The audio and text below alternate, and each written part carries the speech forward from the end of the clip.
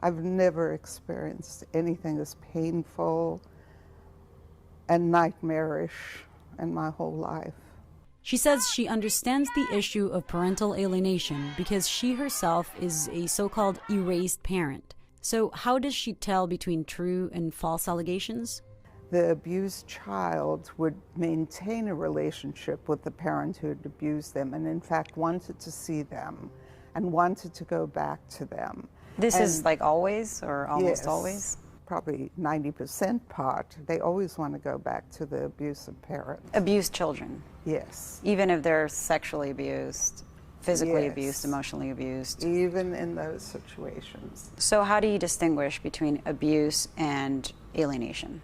Well, an alienated child, it's 100% that the alienated parent or the target parent is bad and the other parent is good. When they disclose abuse, when they say, you know, somebody touched me inappropriately or did this or hit me or whatever. Yeah, well, those are the cases that I specialize in working with, is where there's sexual abuse.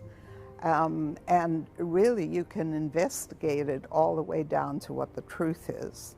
Like, for example, this father was being accused of sexually molesting and assaulting his daughter.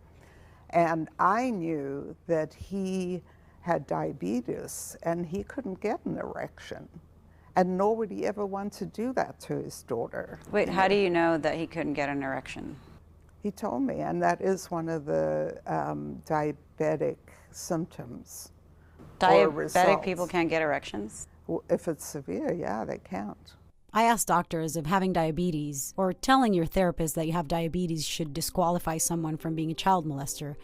They said no. Not all people with diabetes suffer from erectile dysfunction, and ED does not prevent someone from sexually abusing a child. Experts aren't only testifying in court, they also offer treatments that can cost tens of thousands of dollars to reunify children with a so-called alienated parent, sometimes an alleged abuser. Popular among experts of this treatment is to remove the accusing parent who they have labeled an alienator. But that's a dangerous call to make. Yes. It's a very dangerous call to make. Because if you get it wrong, a child might end up in the custody of an abuser. Well, the Department of Social Services gets it wrong all the time. All the time. They are not trained.